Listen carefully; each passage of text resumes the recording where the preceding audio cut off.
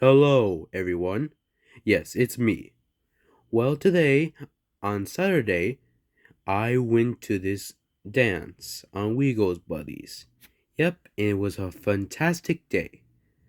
Alright, for right now, I'm showing you of the Rainbow Friends. I think this one will come very good. Alright, let's see what he's done to his story. On to the other side. Let's see from himself. Hold your horses, Purple. You ain't going nowhere. Out of my way, Lizard. Green, I'm warning you. Step aside or suffer the same fate. Come at me, and I will put you back in your proper place. Ah! You're all just stepping stones. I won't rest until I reach him. Then you'll have to go through me. You don't understand. I had no choice. There are things about this place that you don't know, Blue.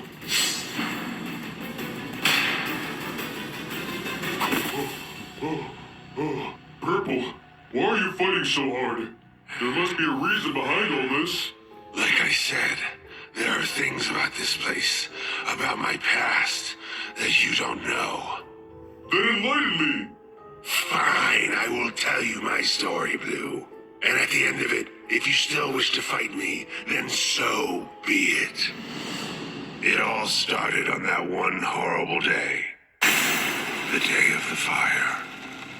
That was the day that I was left alone in this world. My mom, my dad, my brother. I had lost everything. My family didn't have much, and what we did have was burnt up in that flame. But I am a survivor, you see.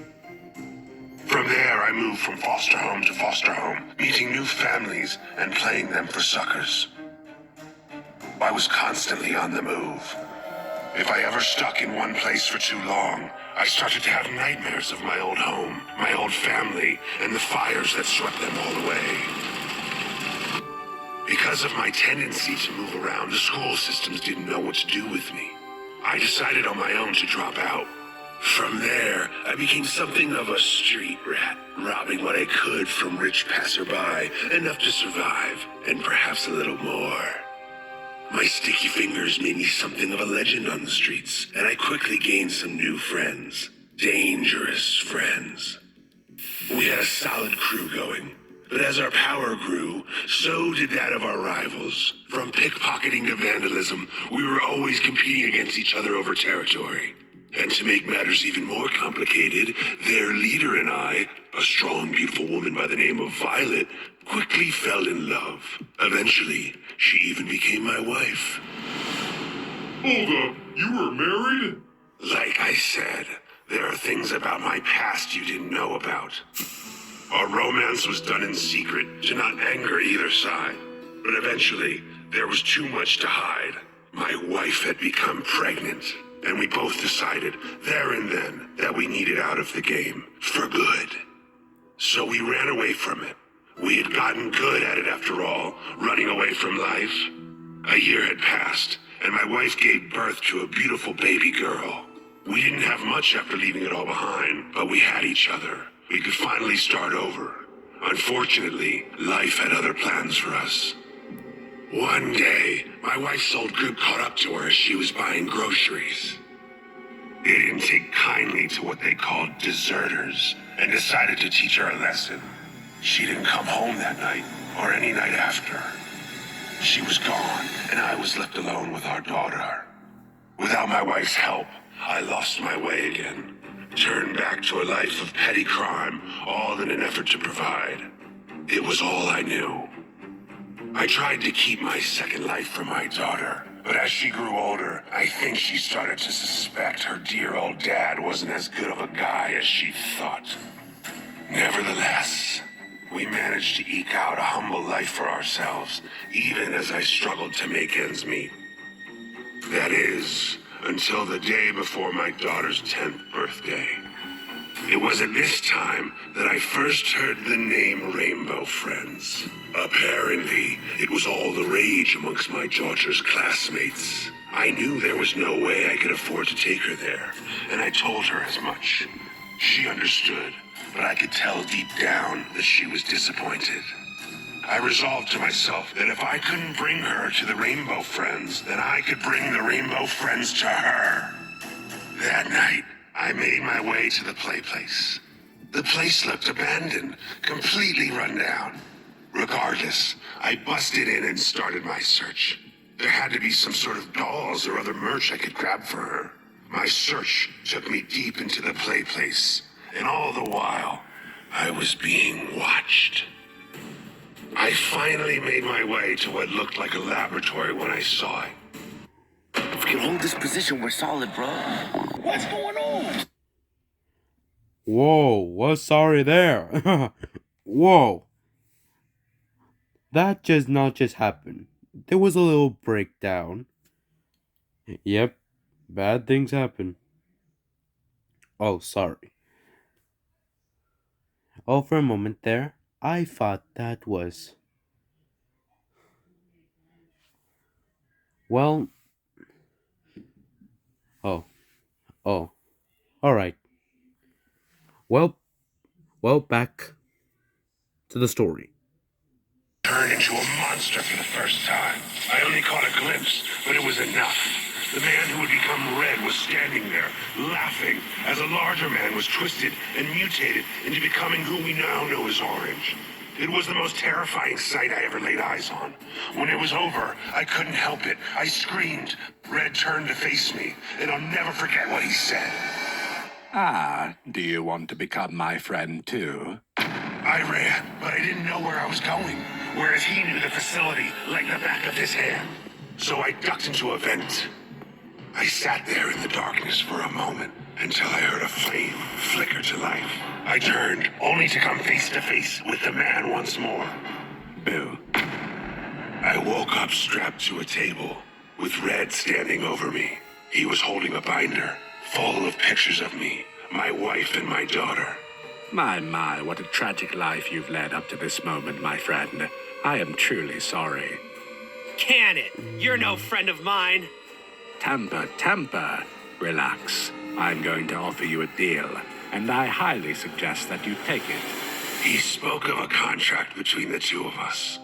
He would provide for my daughter, making it so that she would never want for anything in this world ever again. He had a plan to get his riches back to accomplish this, and how I would play a key role in it. Of course, he explained, in order for this plan to succeed, my daughter could never know what happened to me. I knew I could never provide for her.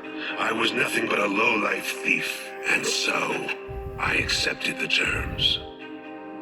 It was over in a flash. I might have screamed, but I can hardly remember. Before I knew it, my limbs had grown long and gangly, and my skin became purple.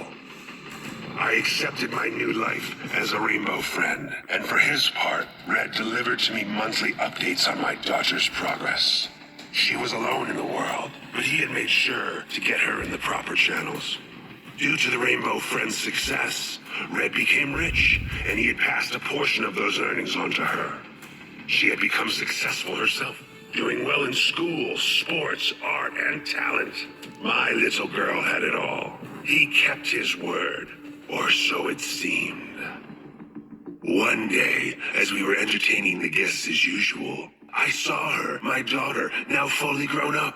She looked just like her mother. I couldn't believe my little daughter had turned into the successful woman that stood before me. And yet, I couldn't bear to face her, so I hid. I was ashamed of what I had become. No daughter should have to see their father in this condition.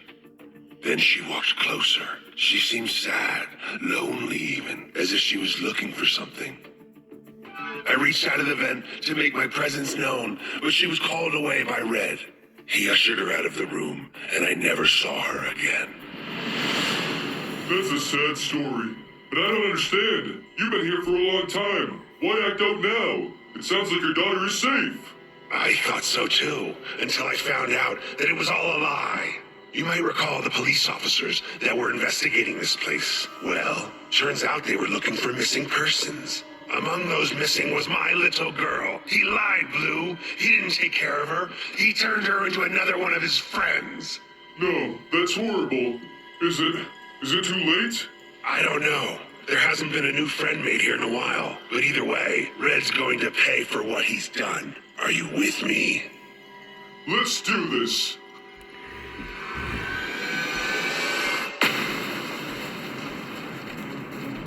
Red! We gotta talk. Yeah. Ah, Purple. I was hoping you would join us. Us? Let me go!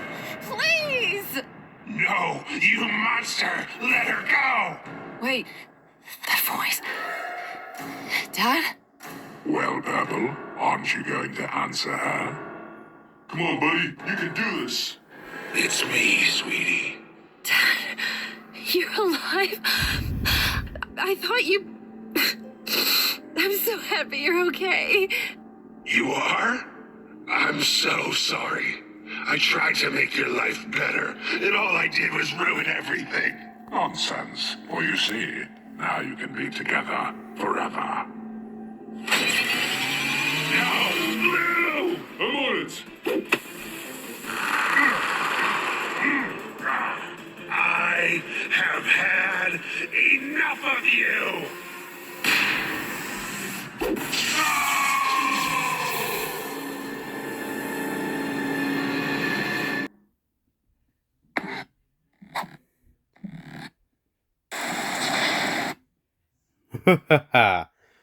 Well, well, Purple got his revenge, indeed. So I guess this is it. Bye bye, and you don't want to exceed revenge. Is that so? Well, bye. Leave some comments and how you feel about Purple and his life. And his daughter is safe but a good friend of Blue.